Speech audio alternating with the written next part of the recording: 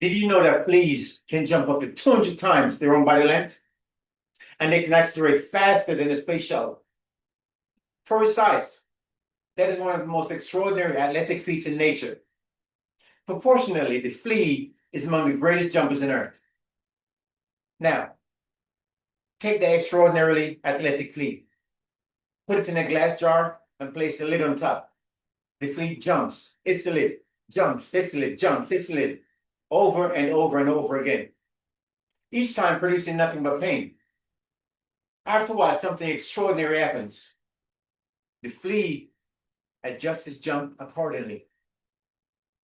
It begins jumping just below the lid.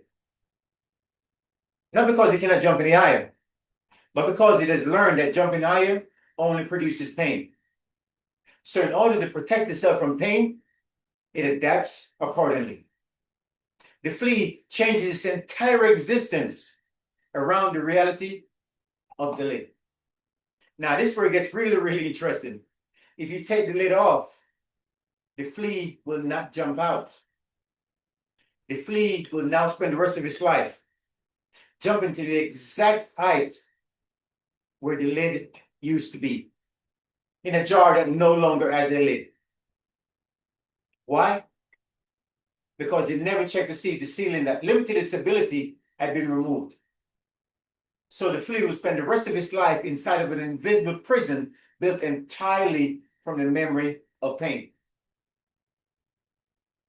Here's what I need you to understand about this right now. That flea is not in the jar. It is living your life. Here's the difference between the flea and the elephant that talked about in the previous lesson, in lesson number 8. The elephant stopped trying because of repeated failure. The flea stopped trying to avoid repeated pain.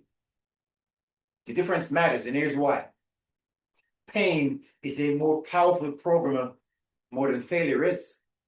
Failure says, hey, that didn't work. Pain says, that hurts. Don't have to do that again. And your brain listened. In neuroscience, we call this conditioned suppression.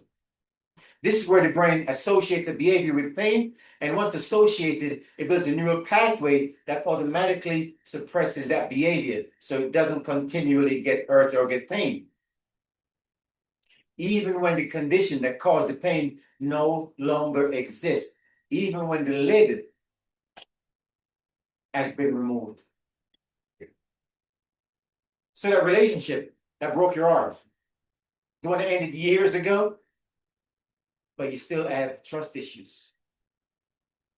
The business that failed, the real estate deal that didn't quite work out, is what has happened. The economy has changed. The market has changed. But you're still afraid to invest or take chance on a new business venture. Remember the people that laughed at you when you first spoke up? Those people, they're long gone. But you still sit quietly in every room. The point I'm making is this. The lid is gone. But you still jump into the height where it used to be. And here's the most important thing I can tell you about belief when it comes to this. You didn't keep those limitations because you're weak. You kept it because your brain was doing exactly what it was designed to do, which is to keep you safe and protect you from pain. But protection from yesterday's pain is prison in today's reality. My friend, the jar is wide open. Opportunities await and abundance is everywhere. The only question is this. Do you have enough belief to jump again? Because the jar is open.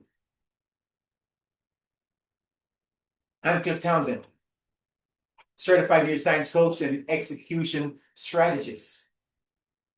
And if you have been living under a ceiling that no longer exists, I want to remind you, the jar is open.